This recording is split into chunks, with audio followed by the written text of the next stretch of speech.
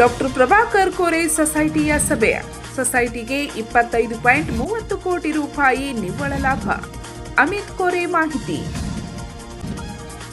ರಾಜ್ಯಸಭಾ ಮಾಜಿ ಸದಸ್ಯರು ಹಾಗೂ ಕೆಎಲ್ಇ ಶಿಕ್ಷಣ ಸಂಸ್ಥೆಯ ಕಾರ್ಯಾಧ್ಯಕ್ಷರಾಗಿರುವ ಡಾಕ್ಟರ್ ಪ್ರಭಾಕರ್ ಕೋರೆಯವರ ಮಾರ್ಗದರ್ಶನದಲ್ಲಿ ಸ್ಥಾಪನೆಗೊಂಡಿರುವ ಚಿಕ್ಕೋಡಿ ತಾಲೂಕಿನ ಅಂಕ್ಲಿ ಗ್ರಾಮದ ಡಾಕ್ಟರ್ ಪ್ರಭಾಕರ್ ಕೋರೆ ಕೋ-ಆಪ್ ಕ್ರೆಡಿಟ್ ಸೊಸೈಟಿಯು ಬರುವ ದಿನಮಾನಗಳಲ್ಲಿ ಗೋವಾ ಮತ್ತು ಮಹಾರಾಷ್ಟ್ರ ರಾಜ್ಯಗಳಲ್ಲಿ ಸಂಸ್ಥೆಯ ಶಾಖೆಯನ್ನು ಪ್ರಾರಂಭಿಸಲಾಗುವುದು.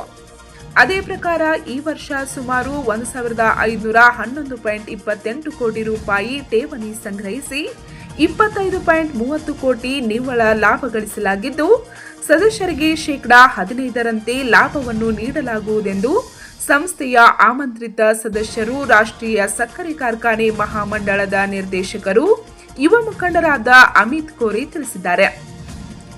ಅವರು ಶನಿವಾರ ದಿನಾಂಕ 20ರಂದು ಚಿಕ್ಕೋಡಿ ತಾಲೂಕಿನ ಅಂಕ್ಲಿ ಗ್ರಾಮದ ಡಾಕ್ಟರ್ ಪ್ರಭಾಕರ್ ಕೋ-ಆಪ್ ಕ್ರೆಡಿಟ್ ಸೊಸೈಟಿಯ 37ನೇ ವಾರ್ಷಿಕ ಸರ್ವಸಾಧಾರಣ ಸಭೆಯಲ್ಲಿ ಮುಖ್ಯ ಅತಿಥಿಯಾಗಿ ಪಾಲ್ಗೊಂಡು ಮಾತನಾಡುತ್ತಿದ್ದರು. ಗ್ರಾಮೀಣ ಭಾಗದ ಸಂಸ್ಥೆಗಳು ಇಂದು ರಾಜ್ಯ ಮತ್ತು ಹೊರ ರಾಜ್ಯಗಳಲ್ಲಿ ತಮ್ಮ ಕಾರ್ಯವ್ಯಾಪ್ತಿ ಹೊಂದಿದ್ದು, ರಾಷ್ಟ್ರೀಕೃತ ಬ್ಯಾಂಕಿನ ಜೊತೆಗೆ ಸ್ಪರ್ಧೆಯನ್ನ ಮಾಡಿ ಸದಸ್ಯರಿಗೆ ಹಲವಾರು ಯೋಜನೆಗಳ ಮುಖಾಂತರ ಮತ್ತು ಕಡಿಮೆ ಬಡ್ಡಿ ದರದಿಂದ ಸಾಲವನ್ನು ನೀಡುತ್ತಿವೆ. ಸದ್ಯ ಸಂಘವು ಒಟ್ಟು 97,727 ಸದಸ್ಯರನ್ನ ಹೊಂದಿದ್ದು, ಷೇರು ಬಂಡವಾಳ ಸುಮಾರು 140.83 ಕೋಟಿ ರೂಪಾಯಿ ಇದೆ. ಈ ವರ್ಷ 1,511.28 ಕೋಟಿ ರೂಪಾಯಿ ಠೇವಣಿಯನ್ನು ಸಂಗ್ರಹಿಸಲಾಗಿದ್ದು, ಕಾಯ್ದಿಟ್ಟ ಮತ್ತು ಇತರೆ ಒಟ್ಟು ನಿಧಿಗಳು ಸುಮಾರು 140.83 ಕೋಟಿ ರೂಪಾಯಿ ಇದೆ. ಅದರಂತೆ ಸಾಲ ಮತ್ತು ಮುಂಗಡಗಳು 1,063.56 ಕೋಟಿ ರೂಪಾಯಿ ಇದ್ದು, ಗುಂತಾವಣೆ ಮತ್ತು ಹೂಡಿಕೆಗಳು 579.56 ಕೋಟಿ ರೂಪಾಯಿ ಆಗಿದೆ. ಇನ್ನು ಬ್ಯಾಂಕ್ ಖಾತೆಯಲ್ಲಿ ಶುಲ್ಕ 109.61 ಕೋಟಿ ರೂಪಾಯಿ ಇದ್ದು, ದುಡಿಯುವ ಬಂಡವಾಳ 1,656.57 ಕೋಟಿ ರೂಪಾಯಿಯಷ್ಟಿದೆ. ಸಂಘದ ವಾರ್ಷಿಕ ವಹಿವಾಟು 22,076.36 ಕೋಟಿ ರೂಪಾಯಿ ಇದ್ದು, ಸದರಿ ಸಂಸ್ಥೆಯು ಇಂದಿನವರೆಗೆ 55 ಶಾಖೆಗಳಲ್ಲಿ ಕಾರ್ಯನಿರ್ವಹಿಸಿ ಮುಂದಿನ ದಿನಮಾನಗಳಲ್ಲಿ ಗೋವಾ ಮತ್ತು ಮಹಾರಾಷ್ಟ್ರ ರಾಜ್ಯದ ಜೊತೆ ರಾಜ್ಯದಲ್ಲಿ ಸುಮಾರು 17 ಶಾಖೆಗಳನ್ನು ಶೀಘ್ರವಾಗಿ ಪ್ರಾರಂಭಿಸಲಾಗುವುದು. ಈ ವರ್ಷ ಸಂಸ್ಥೆಗೆ ಸುಮಾರು 25.30 ಕೋಟಿ ರೂಪಾಯಿ ನಿವ್ವಳ ಲಾಭವಾಗಿದ್ದು, ಸದಸ್ಯರಿಗೆ ಶೇಕಡಾ 15ರಂತೆ ಲಾಭಾಂಶವನ್ನು ವಿತರಿಸಲಾಗುವುದು ಎಂದರು.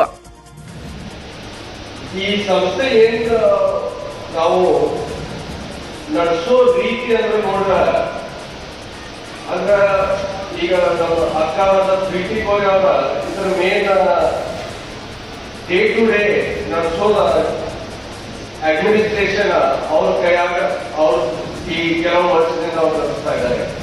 ನಿಮಗೆ ಗೊತ್ತೈತಿ, ಒಬ್ಬರು ಮಹಿಳಾ ನಡೆಸೋದ್ರಿಂದ ಏನ್ ಸಂಸ್ಥೆ ಪರಿಸ್ಥಿತಿ ಆಗದೆ ಒಂದು ಪುರುಷ ನಡೆಸೋದೇನು ಪರಿಸ್ಥಿತಿ ಅದೇನು ಹೇಳೋದು. ಆದ್ರೆ ನನಗೆ ಅನಿಸ್ತದೆ, ಮೊದಲ ಬ್ಯಾಂಕ್ ಸರಿಯಾಗಿ ನಡೀತಾ ಇತ್ತು, ಎಲ್ಲ ಇತ್ತು. ಅದ್ರಾಗ ಸ್ಟ್ರಿಕ್ಟ್ ಕಂಟ್ರೋಲ್ಸ್ ಫಿನಾನ್ಸ್ ತಂದಿದ್ದಾರೆ ಅಂತ ನಾನು ತಿಳ್ಕೊತಾ ಇದ್ದೇನೆ.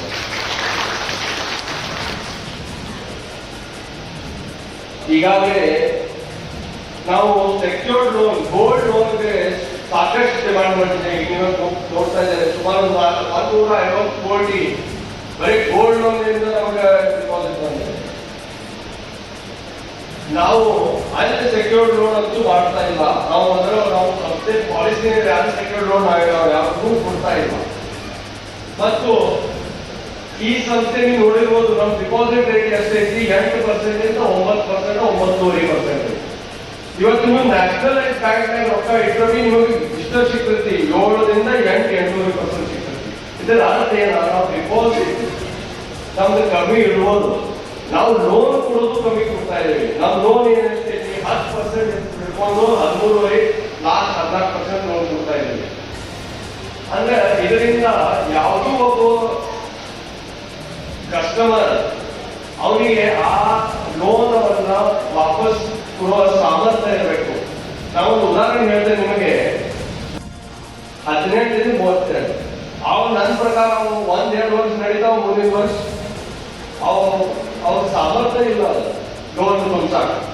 ಅಂದ್ರ ನೀವು ಬಡ್ಡಿ ರೇಟ್ ಒಂದ್ ಲೆವೆಲ್ ಆದ ತಕ್ಷಣ ಆ ಮನುಷ್ಯನ ಸಾಮರ್ಥ್ಯ ಇರ್ಬೇಕಲ್ವ ಆ ಲೋನ್ ತುಂಬ್ಸಾಕೆ. ಅದಕ್ಕೆ ನಾವು ಕಮ್ಮಿ ಬಡ್ಡಿ ಇಟ್ಟು ಕಮ್ಮಿ ಡಿಪಾಸಿಟ್ ಇಟ್ಟು ನಾವು ಕಮ್ಮಿ ಲೋನ್ ಅನ್ನ ನಾವು ಅದರ ನ್ಯಾಷನಲೈಸ್ ಬ್ಯಾಂಕ್ ಜೊತೆ ಕಾಂಪೀಟ್ ಮಾಡಿದಾಗ ನಾವು ನಡೆಸ್ತಾ ಇದ್ದೀವಿ. ನಾವು ಒಂದು ಟಿಪಿಕಲ್ ಕೋಆಪರೇಟಿವ್ ಬ್ಯಾಂಕ್ ಅಂತ ನಡೆಸ್ತಾ ಇಲ್ಲ. 18-32 ಅವು ನನ್ನ ಪ್ರಕಾರ ಅವು 1-2 ವರ್ಷ ನಡೀತಾವ, ಮುಂದಿನ ವರ್ಷ ಅವ್ರ ಸಾಮರ್ಥ್ಯ ಇಲ್ಲ ಲೋನ್ ತುಂಬ್ಸಾಕ. ಅಂದ್ರ ನೀವು ಬಡ್ಡಿ ರೇಟ್ ಒಂದ್ ಲೆವೆಲ್ ಆದ ತಕ್ಷಣ ಆ ಮನುಷ್ಯನ ಸಾಮರ್ಥ್ಯ ಇರ್ಬೇಕಲ್ವ ಆ ಲೋನ್ ತುಂಬ್ಸಾಕೆ.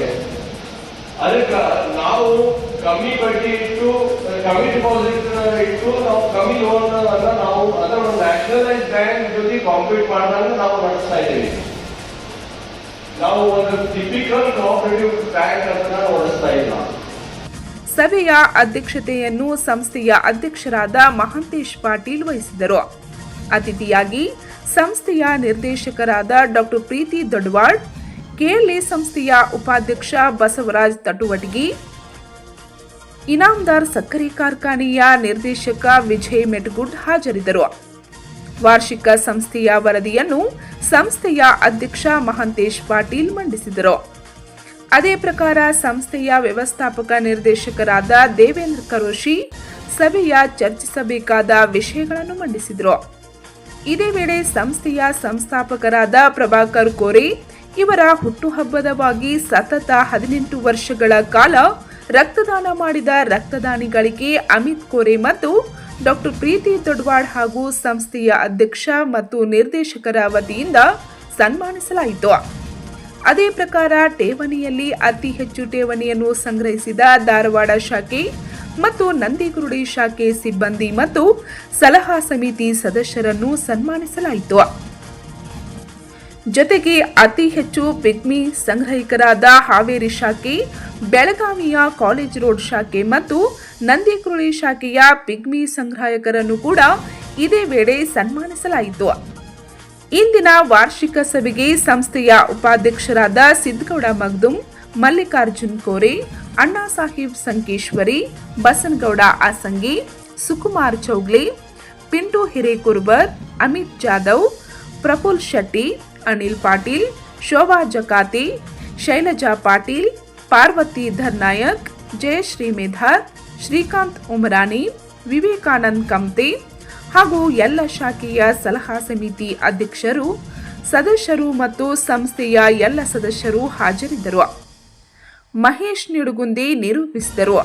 ಜ್ಯೋತಿ ತಮಗೌಡ್ ವಂದಿಸಿದರು. ಶ್ರೀಮತಿ ಪ್ರೀತಿ ಅಕ್ಕ ದೊಡ್ಡವಾಡಿಯವರಿಗೆ ಈ ವೇದಿಕೆಯ ಪರವಾಗಿ ತುಂಬ ಹೃದಯದ ಧನ್ಯವಾದಗಳನ್ನು ತಿಳಿಸುತ್ತೇನೆ. ಪಂಚ್ ನ್ಯೂಸ್ಗಾಗಿ ಅಂಕ್ಲಿಯಿಂದ ರಾಜು ಧೊಂಗಡಿ.